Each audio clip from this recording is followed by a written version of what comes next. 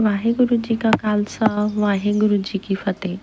ਸਾਧ ਸੰਗਤ ਜੀ, ਧੰਨ ਧੰਨ ਬ੍ਰਹਮ ਗਿਆਨੀ ਬਾਬਾ ਬੁੱਢਾ ਸਾਹਿਬ ਜੀ ਦੇ ਜੀਵਨ ਬਾਰੇ ਆਪ ਸੰਗਤਾਂ ਨੂੰ ਬਹੁਤ ਵਾਰ ਸਿੱਖ ਕੌਮ ਦੇ ਪ੍ਰਚਾਰਕਾਂ ਕੋਲੋਂ ਜਾਂ ਸਿੱਖ ਕੌਮ ਦੇ ਕਥਾਵਾਚਕਾਂ ਕੋਲੋਂ ਬਾਬਾ ਬੁੱਢਾ ਸਾਹਿਬ ਜੀ ਦੇ ਜੀਵਨ ਬਾਰੇ ਸੁਣਿਆ ਹੋਵੇਗਾ ਜਾਂ ਪੜ੍ਹਿਆ ਹੋਵੇਗਾ, ਪਰ ਬਾਬਾ ਬੁੱਢਾ ਸਾਹਿਬ ਜੀ ਦੇ ਗ੍ਰਹਿਸਥੀ ਜੀਵਨ ਅਤੇ ਉਹਨਾਂ ਦੇ ਅੰਸ਼ ਬਾਰੇ ਬਹੁਤ ਘੱਟ ਸੰਗਤਾਂ ਨੂੰ ਇਹ ਜਾਣਕਾਰੀ ਬਾਰੇ ਪਤਾ ਹੋਵੇਗਾ।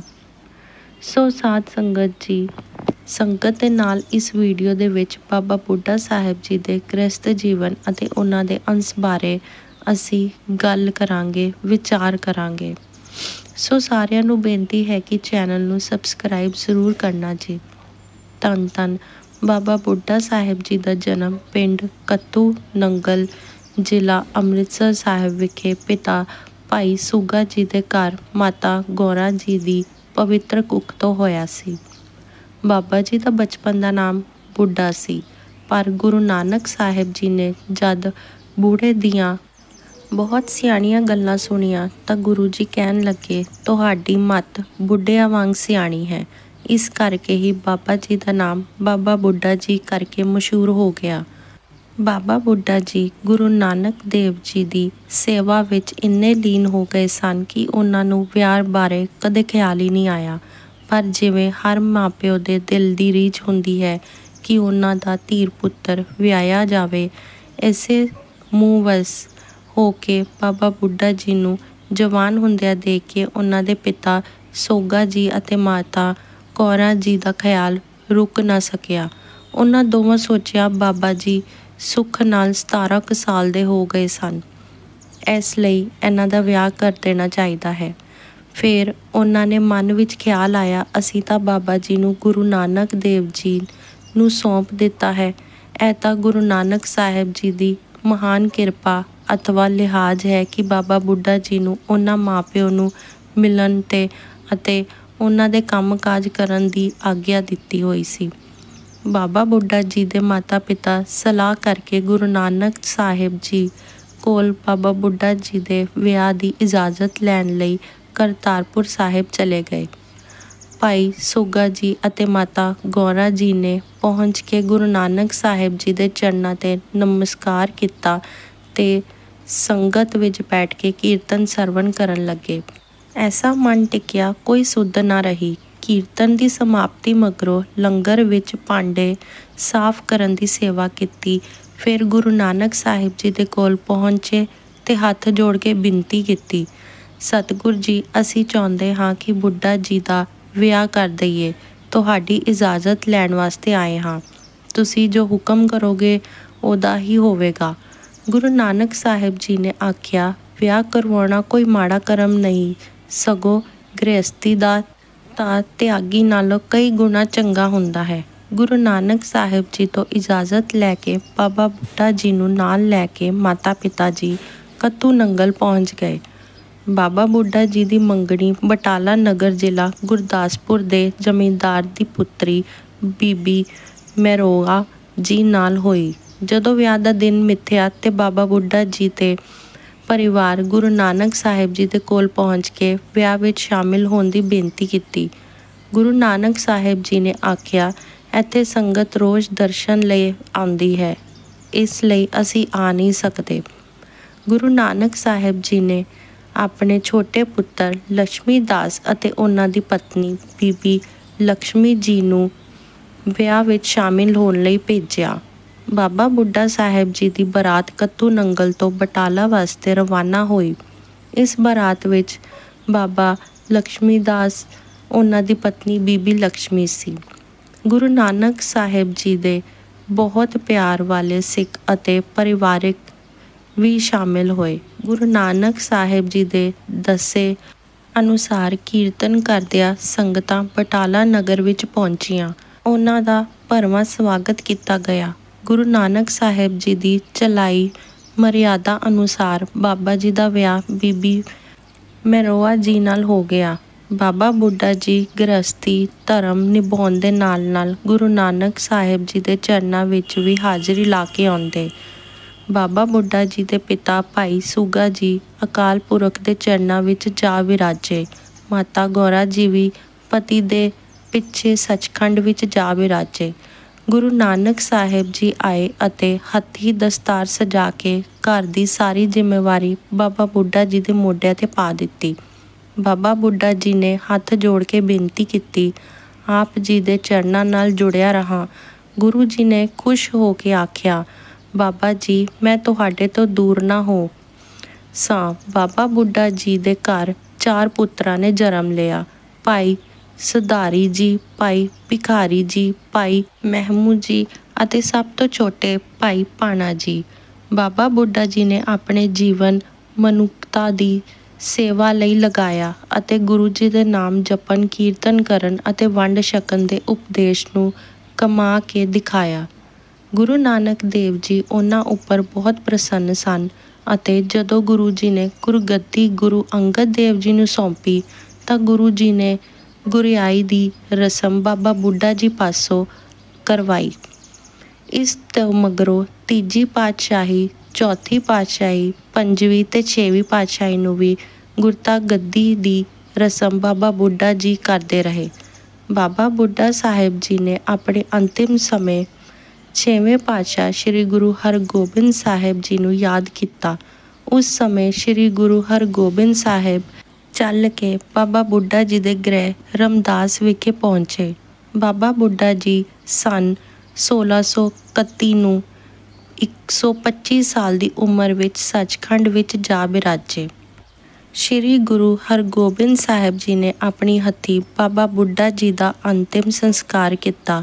ਭਾਈ ਭਾਣਾ ਜੀ ਨੇ ਗੁਰੂ ਹਰਰਾਏ ਸਾਹਿਬ ਜੀ ਨੂੰ ਗੁਰਤਾ ਗੱਦੀ ਦਾ ਤਿਲਕ ਲਗਾਇਆ। ਭਾਈ ਭਾਣਾ ਜੀ ਅਤੇ ਇਹਨਾਂ ਦੇ ਵੱਡੇ ਪੁੱਤਰ ਭਾਈ ਜਲਾਲ ਜੀ ਪਰਲੋਕ ਸੁਧਾਰ ਗਏ ਅਤੇ ਇਹਨਾਂ ਤੋਂ ਮਗਰੋਂ ਇਹ ਗੁਰੂ ਘਰ ਦੀ ਸੇਵਾ ਭਾਈ ਭਾਣਾ ਜੀ ਦੇ ਛੋਟੇ ਪੁੱਤਰ ਭਾਈ ਸਰਵਣ ਜੀ ਵੱਧ ਚੜ੍ਹ ਕੇ ਨਿਭਾਉਣ ਲੱਗੇ।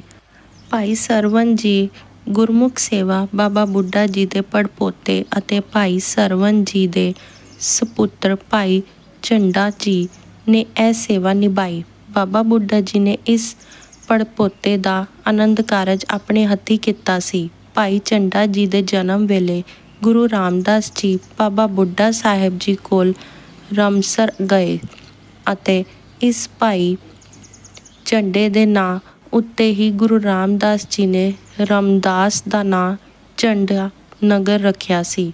ਪਰ ਬਾਬਾ ਬੁੱਢਾ ਜੀ ਦੇ ਕਹਿਣ 'ਤੇ ਹੀ ਗੁਰੂ ਰਾਮਦਾਸ ਜੀ ਨੇ ਨਾਂ ਉੱਤੇ ਰਾਮਦਾਸ ਝੰਡਾ ਕਰਕੇ ਨਗਰ ਦਾ ਨਾਮ ਰੱਖਿਆ ਗਿਆ। ਜਦੋਂ ਗੁਰੂ ਹਰਕ੍ਰਿਸ਼ਨ ਸਾਹਿਬ ਜੀ ਗੁਰਗੱਦੀ ਉੱਤੇ ਬਿਰਾਜਮਾਨ ਹੋਏ ਤਾਂ ਭਾਈ ਝੰਡਾ ਜੀ ਨੇ ਹੀ ਗੁਰਗੱਦੀ ਤਿਲਕ ਦੀ ਰਸਮ ਪੂਰੀ ਕੀਤੀ ਸੀ। ਭਾਈ ਝੰਡਾ ਜੀ ਗੁਰੂ ਹਰਗੋਬਿੰਦ ਸਾਹਿਬ ਜੀ ਨਾਲ ਜੰਗਾਂ ਵਿੱਚ ਹਿੱਸਾ ਲੈਂਦੇ ਰਹੇ ਸਨ। ਗੁਰੂ ਹਰਕ੍ਰਿਸ਼ਨ ਸਾਹਿਬ ਜੀ ਦੀ ਗੁਰਗੱਦੀ ਤਿਲਕ ਦੀ ਰਸਮ ਤੋਂ ਕੁਝ ਸਮੇਂ ਬਾਅਦ ਭਾਈ ਝੰਡਾ ਜੀ ਵੀ ਪਰਲੋਕ ਸੁਧਾਰ ਗਏ। ਬਾਅਦ ਵਿੱਚ ਬਾਬਾ ਬੁੱਢਾ ਜੀ ਦੇ ਖਾਨਦਾਨ ਵਿੱਚੋਂ 5ਵੇਂ ਸਥਾਨ 'ਤੇ ਭਾਈ ਗੁਰਦਿੱਤਾ ਜੀ ਗੁਰੂ ਘਰ ਦੀ ਸੇਵਾ ਵਿੱਚ ਲੱਗ ਗਏ। ਭਾਈ ਗੁਰਦਿੱਤਾ ਜੀ ਦਾ ਸਮਾਂ ਬੜਾ ਪ੍ਰੀਖਿਆ ਵਾਲਾ ਸੀ। ਉਸ ਸਮੇਂ 22 ਮੰਜੀਆਂ ਹੋ ਗਈਆਂ ਸਨ। ਬਕਾਲੇ ਨਗਰ ਵਿੱਚ 22 ਦੇ 22 ਹੀ ਤਿਲਕ ਦੀ ਰਸਮ ਭਾਈ ਗੁਰਦਿੱਤਾ ਜੀ ਪਾਸੋਂ ਕਰਵਾਉਣਾ ਚਾਹੁੰਦੇ ਸਨ। ਭਾਈ ਗੁਰਦਿੱਤਾ ਜੀ ਆਪਣੇ ਆਪ ਵਿੱਚ ਕਾਇਮ ਰਹੇ ਅਤੇ ਕਿਸੇ ਵੱਲ ਨਹੀਂ ਗਏ। ਫਿਰ ਜਦੋਂ ਗੁਰੂ ਤੇਗ ਬਹਾਦਰ ਸਾਹਿਬ ਜੀ ਪ੍ਰਗਟ ਹੋਏ ਤਾਂ ਭਾਈ ਗੁਰਦਿੱਤਾ ਜੀ ਵੱਲੋਂ ਗੁਰਗੱਦੀ ਦਾ ਤਿਲਕ ਗੁਰੂ ਤੇਗ ਬਹਾਦਰ ਸਾਹਿਬ ਜੀ ਨੂੰ ਦਿੱਤਾ ਗਿਆ। ਫਿਰ ਭਾਈ ਗੁਰਦਿੱਤਾ ਜੀ ਨੇ ਗੁਰੂ ਤੇਗ ਬਹਾਦਰ ਜੀ ਕੋਲ ਰਹਿਣ ਦਾ ਫੈਸਲਾ ਕੀਤਾ। ਬਹੁਤ ਸਮਾਂ ਪਾ ਕੇ ਗੁਰੂ ਜੀ ਦੀ ਸੰਗਤ ਕੀਤੀ। ਜਦੋਂ ਗੁਰੂ ਤੇਗ ਬਹਾਦਰ ਜੀ ਕੀਰਤਪੁਰ ਤੋਂ ਅਗਾਂਹ ਚਲੇ ਗਏ ਤਾਂ ਭਾਈ ਗੁਰਦਿੱਤਾ ਜੀ ਵਾਪਸ ਰਮਦਾਸ ਆ ਗਏ। ਪਰ ਫਿਰ ਮਨ ਨੇ ਉਛਾਲਾ ਖਾਧਾ ਤਾਂ ਭਾਈ ਗੁਰਦਿੱਤਾ ਜੀ ਅਨੰਦਪੁਰ ਸਾਹਿਬ ਗੁਰੂ ਤੇਗ ਬਹਾਦਰ ਸਾਹਿਬ ਜੀ ਕੋਲ ਆ ਗਏ। ਜਦੋਂ ਔਰੰਗਜ਼ੇਬ ਨੇ ਗੁਰੂ ਜੀ ਨੂੰ ਦਿੱਲੀ ਗ੍ਰਿਫਤਾਰ ਕਰ ਲਿਆ ਤਾਂ ਭਾਈ ਗੁਰਦਿੱਤਾ ਜੀ ਵੀ ਨਾਲ ਸਨ। ਭਾਈ ਮਤੀ ਦਾਸ, ਭਾਈ ਸਤੀ ਦਾਸ ਨੂੰ ਜਦੋਂ ਸ਼ਹੀਦ ਕੀਤਾ ਗਿਆ ਤਾਂ ਗੁਰੂ ਤੇਗ ਬਹਾਦਰ ਸਾਹਿਬ ਜੀ ਦੀ ਆਗਿਆ ਮੰਨ ਕੇ ਭਾਈ ਗੁਰਦਿੱਤਾ ਜੀ ਵਾਪਸ ਅਨੰਦਪੁਰ ਸਾਹਿਬ ਆ ਗਏ।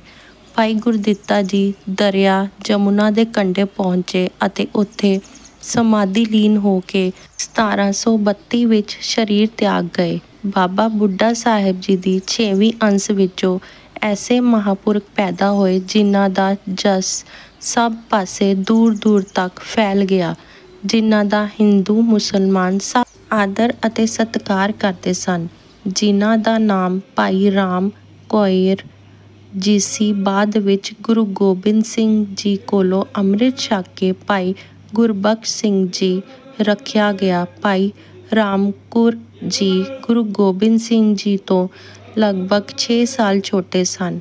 ਬਾਬਾ ਬੁੱਢਾ ਸਾਹਿਬ ਜੀ ਦੇ ਵੰਸ਼ ਵਿੱਚੋਂ ਹੋਣ ਕਰਕੇ ਪੌਣੇ 3 ਸਾਲ ਦੀ ਉਮਰ ਵਿੱਚ ਹੀ ਗੁਰੂ ਗੋਬਿੰਦ ਸਿੰਘ ਜੀ ਦੀ ਗੁਰਤਾ ਗੱਦੀ ਦਾ ਤਿਲਕ ਉਹਨਾਂ ਦੇ ਹੱਥੋਂ ਕਰਵਾਇਆ ਗਿਆ ਸੀ। ਇੱਕ ਵਾਰ ਮਾਤਾ ਗੁਜਰ ਕੌਰ ਜੀ ਨੇ ਗੁਰੂ ਗੋਬਿੰਦ ਸਿੰਘ ਜੀ ਨੂੰ ਪੂਰਨ ਬ੍ਰਹਮ ਗਿਆਨੀ ਦੇ ਦਰਸ਼ਨ ਕਰਵਾਉਣ ਵਾਸਤੇ ਕਿਹਾ ਤਾਂ ਗੁਰੂ ਗੋਬਿੰਦ ਸਿੰਘ ਜੀ ਨੇ ਰਾਮ ਕੋਇਰ ਜੀ ਨੂੰ ਮਾਤਾ ਜੀ ਕੋਲ ਲੈ ਗਏ ਅਤੇ ਆਖਿਆ, ਇਸ ਸਮੇਂ ਇਹਨਾਂ ਤੋਂ ਵੱਡਾ ਹੋਰ ਕੋਈ ਬ੍ਰਹਮ ਗਿਆਨੀ ਨਹੀਂ ਹੈ।